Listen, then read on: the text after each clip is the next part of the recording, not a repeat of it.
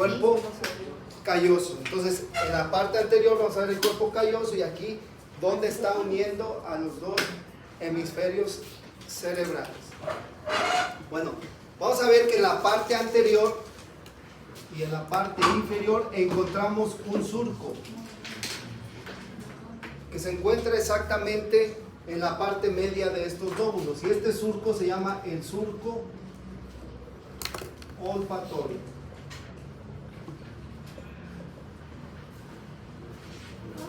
Este surco se llama así porque en ese surco va un nervio. ¿Cómo creen que se llama? Olfatorio. Se llama el nervio Olfatorio. olfatorio. Y si ustedes recordarán, ¿sí?, en esta parte inferior acá tendríamos una saliente donde se va a insertar la hoz del cerebro, que se llama ¿cómo? ¿La cresta de qué? Y a un lado tendríamos ¿quién? La lámina anquilosa del etmoides, donde estarían todos los bulbos del nervio olfatorio y esas cintillas formando ¿a quién? Al nervio olfatorio, y después se van por ese surco, se mete dentro de ese surco. Cuando vayamos al anfiteatro vamos a ver el cerebro, y cuando veamos la cara inferior, es más, todavía ahí están, ¿sí?, los nervios olfatorios. Después tenemos un surco que así se llama, que tiene una forma como si fuera una H, y entonces se llama el surco en H. El surco en H, porque se forma como si fuera una H.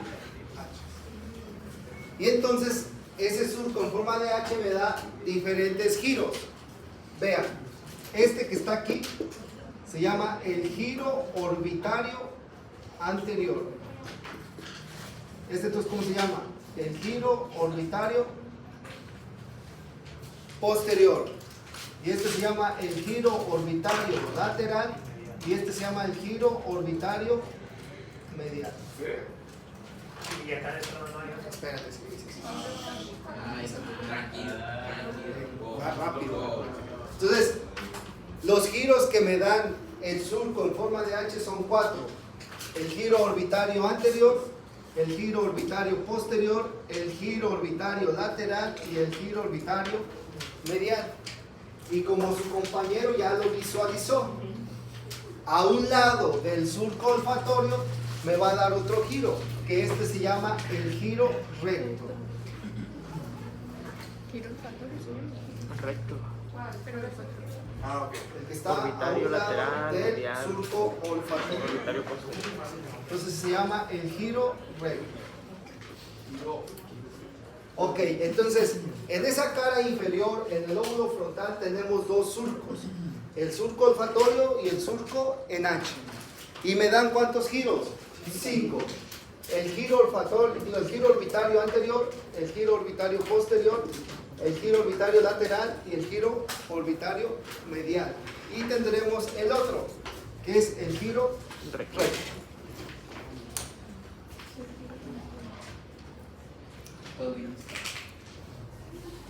Hasta aquí todo vamos bien. Ok, pasemos ahora a qué lóbulo. Al temporo occipital. El recto no se llama orbital. Por abajo. No, ese ya. Por abajo. El único que da su orbital es el Por abajo siempre va a ser temporo. por abajo siempre va a ser temporo occipital, porque no hay una delimitación para poderlo separar. Entonces en la cara inferior va a ser el lóbulo temporo occipital. Así es que si te pongo el cerebro en la cara inferior y te pregunto ¿cómo se llama este lóbulo? Ya sabes, se llama temporo occipital. Vamos a ver que aquí va a haber dos surcos.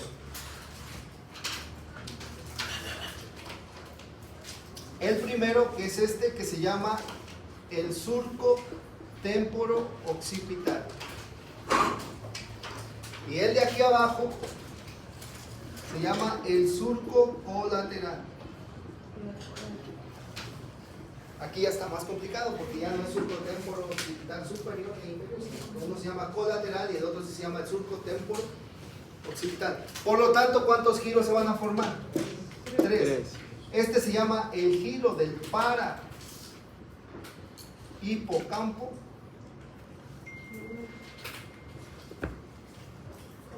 ¿Giro qué? Giro del para hipocampo. Sí, este se llama el giro temporo-occipital medial. Y este se llama el giro temporo-occipital lateral. ¿Lo puedo volver a repetir, por favor? Ok.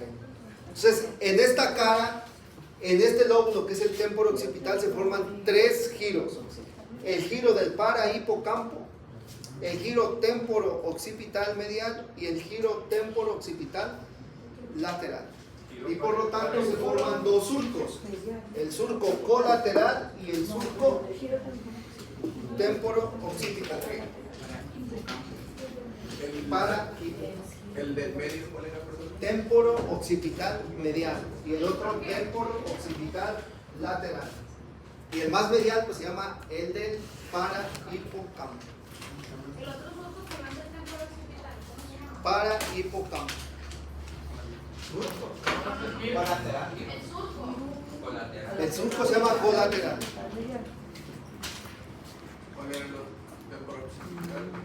Ahora vean, esta parte del cuerpo calloso, que se llama el esplenio o rodete, cuando el surco colateral pasa por detrás de él y llega hasta este borde, cuando pasa al rodete del cuerpo calloso, a este le vamos a llamar el giro lingual, que ya lo hemos visto en la otra cara.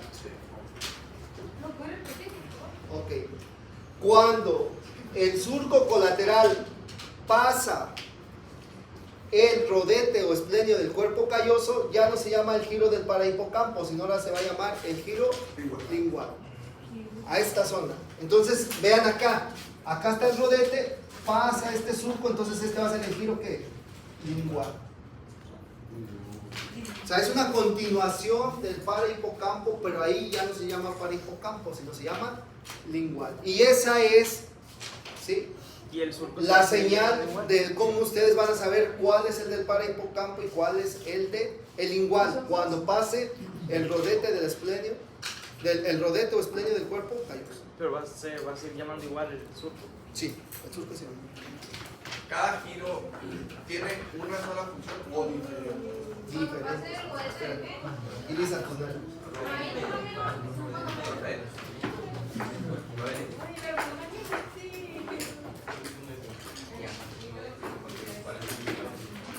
Ah, mira, este necesita quitar. Necesita quitar.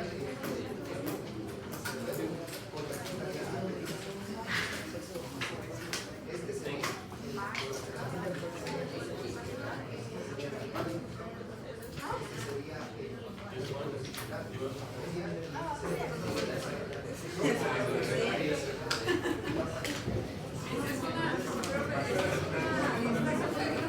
Inferior. Estamos viendo la cara inferior. Hasta aquí estamos bien. Bueno, esto está muy fácil. Vamos a ponerle dificultad. Esto es muy sencillo. A ver, vamos a ver ahora para la cara anterior. En el surco colateral no termina hasta el cuerpo calloso, sino que del cuerpo calloso sale un surco que se une a él, que es diferente. Si se dan cuenta, por eso lo dejé separado. Y ese surco se llama el surco renal.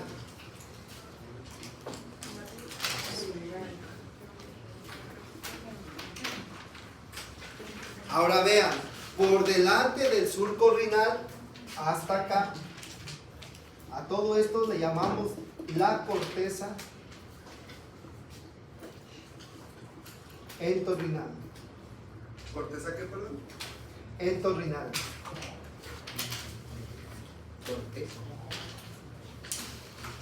Ok, entonces el surco colateral no llega hasta el cuerpo calloso. Del cuerpo calloso sale otro surco que va y se une al colateral. Y ese surco se llama el surco ¿qué? Renal. Todo lo que está por delante de él ya no se va a llamar el giro del parahipocampo, sino ¿cómo se llama? La corteza entorrinal. Ahora vean, Después de la corteza entorrinal se forma esta como una L. ¿Ya vieron? Esta. Así.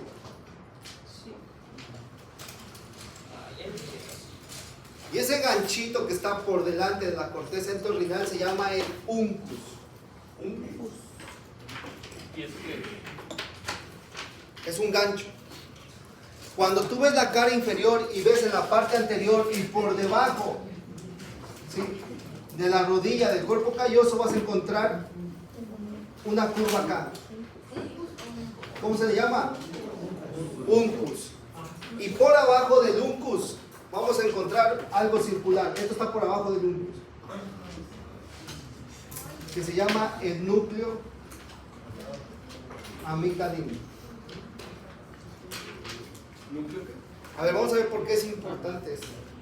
Aparte de que todas estas estructuras forman parte de un sistema que se llama el sistema límbico, ahorita vamos a ver la importancia que tiene esto. Otra vez, vamos a repetir.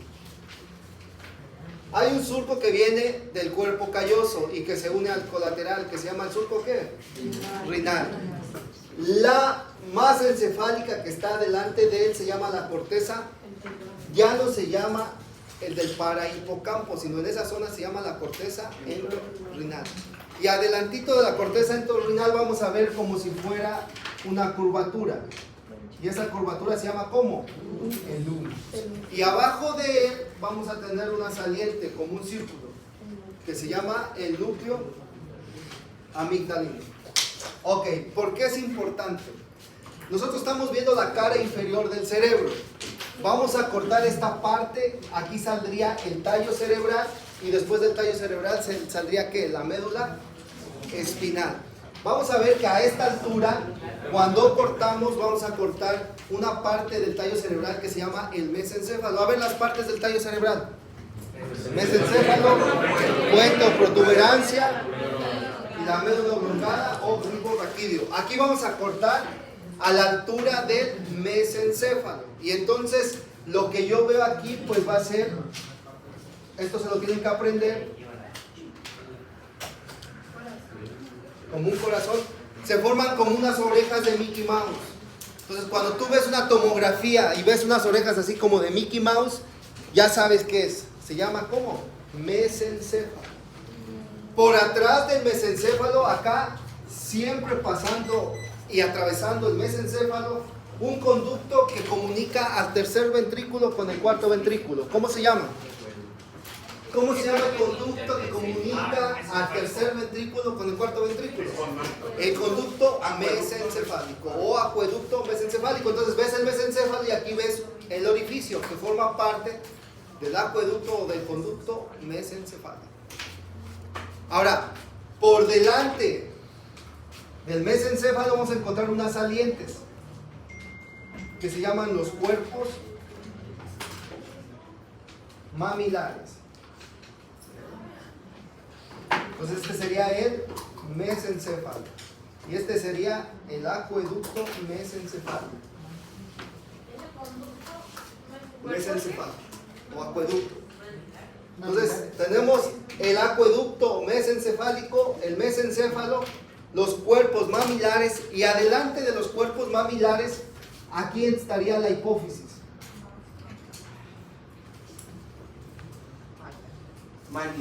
Mamilares. Y adelante de la hipófisis, aquí donde se encuentran estos ganchos, cortado aquí, un cuadrado, que se forma un cuadrado porque viene de los dos nervios ópticos.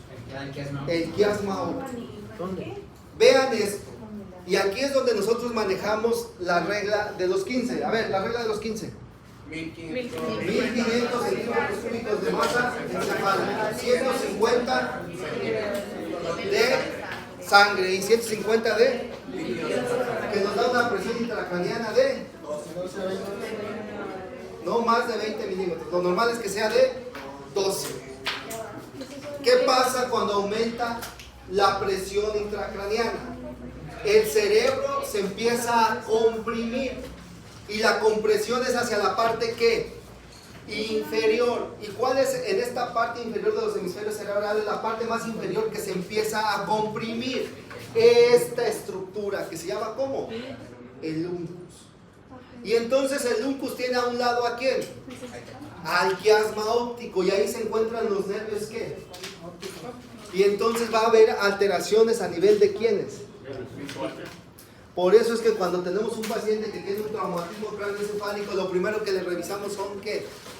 Los ojos, las pupilas, porque ahí ya me voy dando cuenta en qué parte está alterada. En este quiasma óptico es donde se cruzan los nervios. ¿Qué quiere decir? El nervio del ojo del lado derecho se va hacia el lado izquierdo y el del lado izquierdo se va al lado derecho. Entonces, ¿qué pasa cuando yo tengo un paciente que tiene un traumatismo craneoencefálico y a la hora que yo le pongo la luz no responde su pupila de su ojo derecho? ¿Está afectado qué lóbulo? ¿Cuál? El izquierdo. ¿Por qué? Porque se está comprimiendo, el uncus se está comprimiendo ¿a quién? Al quiasma óptico, ¿sí? Del lado izquierdo. Esa, por ejemplo, esa evaluación de la pupila, ¿cómo se llama? Se llama miosis y midriasis. Ah, la miosis. Miosis es cuando se contrae y midriasis cuando se hace. ¿Tienen alguna duda o pregunta hasta acá? Dijo que todo esto del mesencéfalo lo íbamos a encontrar a un nivel. ¿Qué nivel era? A este nivel, donde está el piso o la cara inferior. Y cuando Está la cara inferior, ahí lo cortas, ahí está el mesencéfalo. Cuando hagan el examen, ¿cómo van a preguntar eso? Esto lo voy a preguntar en las tomografías. Mañana hay que traer la computadora porque mañana y el proyector porque mañana les voy a poner tomografía y ustedes ya van a ver esto. Y ya me tienen que, te voy a preguntar, ¿cómo se llama esto? ¿Cómo se llama esto? Esto. Ahí va a ser el examen. de la Ese cuadrado, tomografía. ¿cómo se llama? El que está abajo de los túnculos. A un lado. Ese. El quiasma o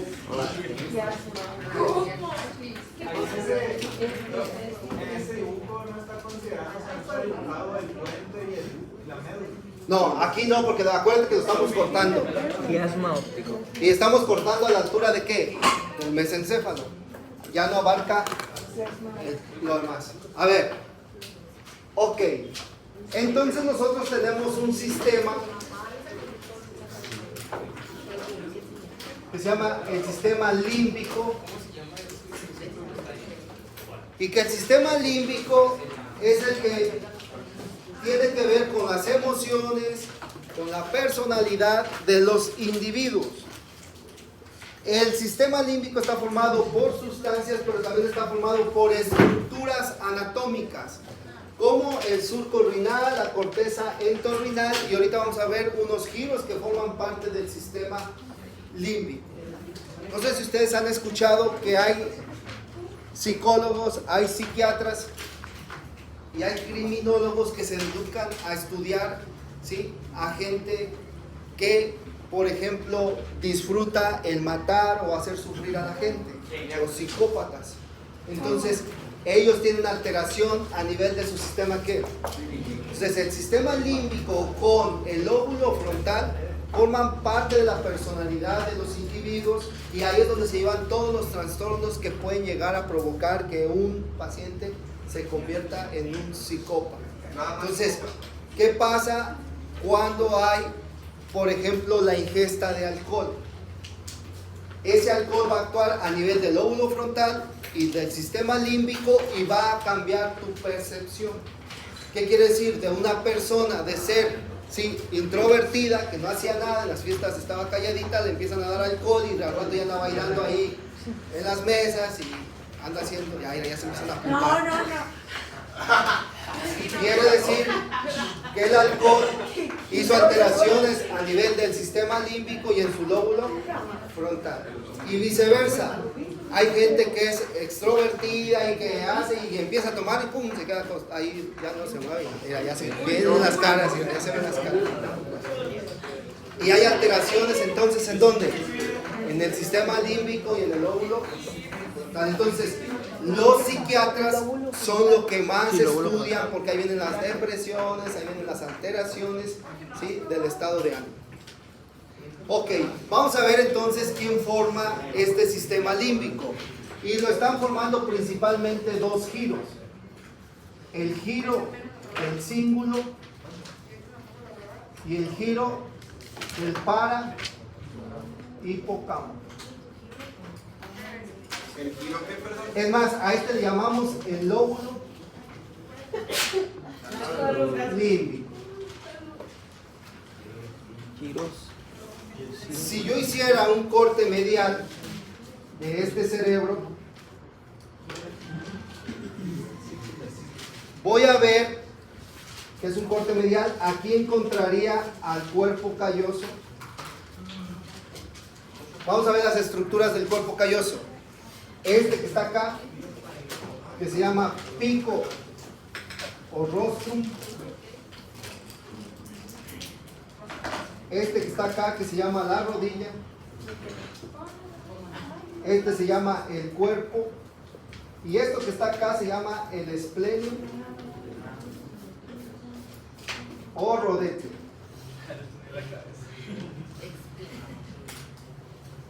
Vean,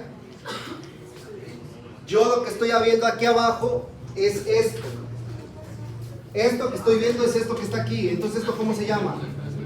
La rodilla del cuerpo calloso. Y esto que está aquí atrás, ¿qué es entonces? El esplenio o rodete del cuerpo calloso. ¿Y lo qué? Las partes del cuerpo calloso. ¿Pico qué? Pico o rostrum. ¿Cómo? Pico o rostrum. Así como de rostro, pero rostrum con U. Rodilla. El cuerpo y el esplenio o rodete. Entonces el surco renal se origina de las rodillas de Rodete. Esta es la rodilla. Entonces aquí abajito estaría el uncus. Sí. Abajito. Y también está el surco ese que mencionó, ¿no? Está el surco entorrinal y está la corteza entorrinal por abajo de este de la rodilla. Pero había dicho que se originaba del rodete, pues entonces no, de la rodilla. De la rodilla. Entonces, esa es la rodilla. ¿No? Ok, si se acuerdan, aquí arriba teníamos un giro. ¿Cómo se llama este giro? Del cíngulo. Aquí abajo tendríamos entonces este surco. Este surco es el surco colateral y este surco es el témporo occipital. Por lo tanto, ¿cómo se llamaba el giro? Del para hipocampo. Y entonces vean cómo acá se unen los dos. El cíngulo y el giro de. Quiere decir que todas estas estructuras que están acá se llama el lóbulo ¿qué? Límbico. Vean esto. Acá se tiene que unir el giro del parahipocampo ¿con quién? Con el cíngulo. Y a esta parte que está por atrás del esplenio o rodete del cuerpo calloso, donde se está uniendo el cíngulo con el giro del parahipocampo, se llama la corteza retroesplénica. Entonces ya tendríamos las tres partes que forman el lóbulo límbico: el giro del cíngulo, el giro del parahipocampo y la corteza retroesplénica. Pregunta de examen: ¿quién forma el lóbulo límbico? El giro del cíngulo, el giro del parahipocampo y la corteza retroesplénica. Y ya saben que es la corteza retroesplénica, nada es más que la unión del giro del parahipocampo con el del cíngulo, pero que se localiza por atrás del cuerpo calloso. El lóbulo límbico. Y son estas tres estructuras. Bueno, Por atrás del cuerpo calloso, ¿verdad? sí. Es que no veíamos nada.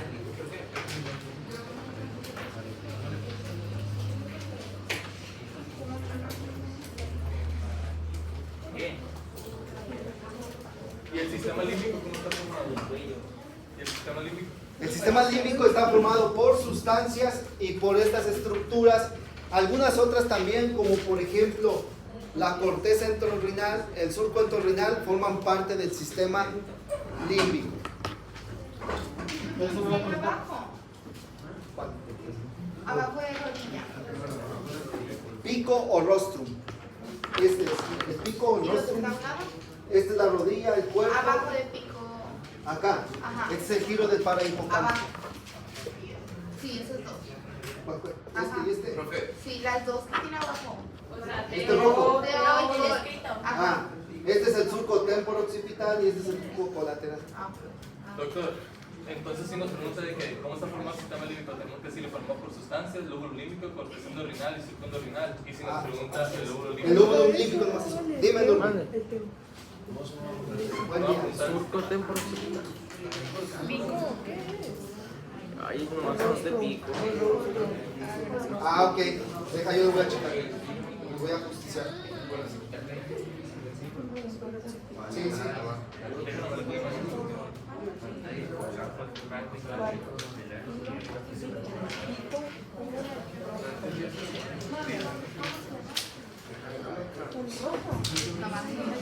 No. Pues si no van a hacer lo que ellos quieran. Yo déjame encargo de eso. Yo voy a hablar con él. ¿Qué grupo es? Sale, mándame el grupo, por favor. Sale, camarada. Sale.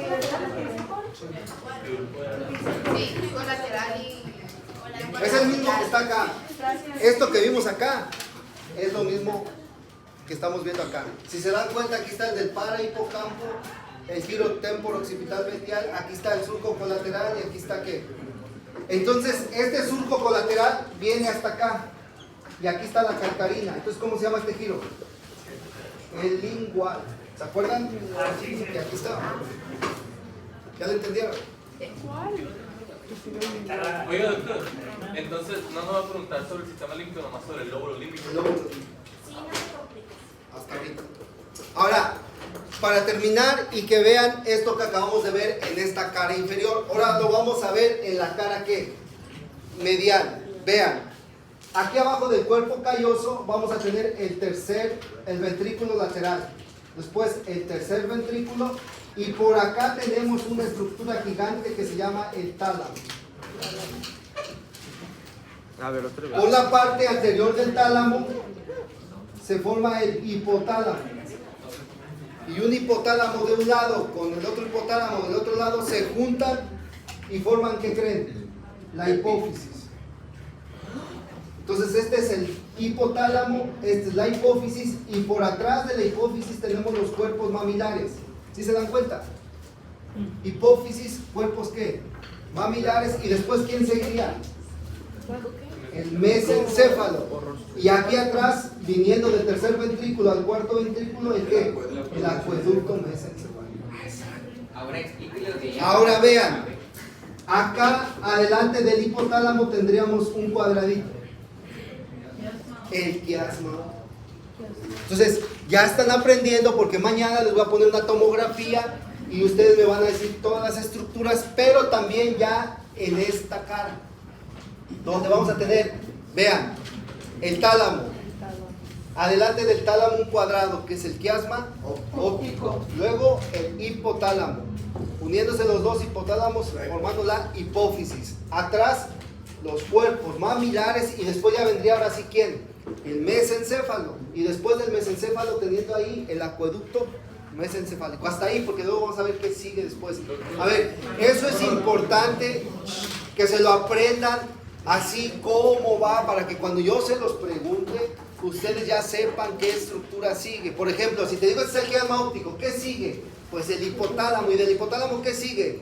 Pues la glándula hipofisiaria. ¿Y después qué siguen? Los cuerpos mamilares. ¿Y luego qué sigue? El mesencéfalo. Y dentro del mesencéfalo tenemos un conducto, que es el acueducto. Doctor, y si hay un tumor en la hipófisis, ahí. ¿Qué? Ya te fuiste. ¿Cómo? Ya te fuiste. ¿Qué pasaría? Luego vamos a ver. Luego vamos a ver otra vez, porque la hipófisis es una glándula. ¿Qué producen las glándulas? En el caso de las mujeres, producen una principal hormona que se llama prolactina. ¿Para qué sirve la prolactina? Para estimular las mamas y que se produzca leche.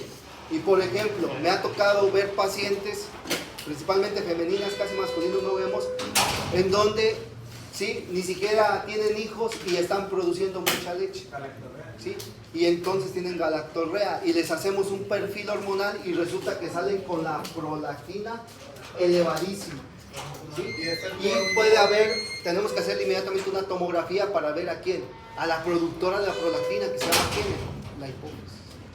Entonces, en ese caso, cuando hay trastornos hormonales, que en este caso, esa es una, hay otra que se llama oxitocina, que también se produce en la hipófisis. Entonces, de acuerdo, ¿sí?, a las hormonas que se están produciendo ahí, si me salen muy elevadas, inmediatamente tengo que pensar en que hay una alteración. Pero con la oxitocina, ¿qué se manifiesta? Por ejemplo, con la prolactina, galactorrea. La oxitocina es una sustancia que relaja el músculo liso y principalmente sirve para contraer el músculo liso. Y ese es el que se eleva en el trabajo de parto. En el trabajo de parto se eleva la oxitocina y hace que se contrae el músculo liso del útero para que se expulse el problema. Por ejemplo, los pacientes con acromegalia, todos tienen un tumor hipoficial que se produce hormonalmente. La mayoría de esos pacientes tienen tumor en la hipófisis. ¿Vale? No sé si tengan alguna duda o alguna pregunta. ¿Todo otra vez? Ahí va otra vez. A ver, vamos a empezar entonces de la parte anterior.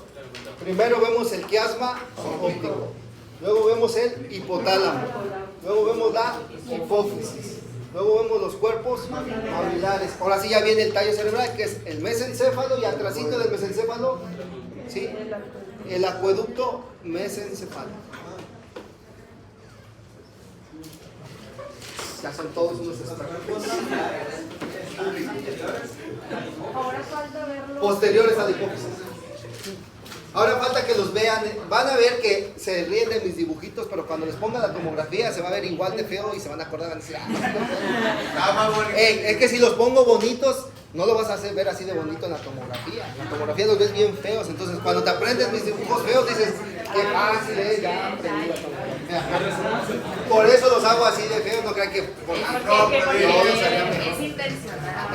¿Qué es esto? Dale, El hipófisis e hipotálamo, eso.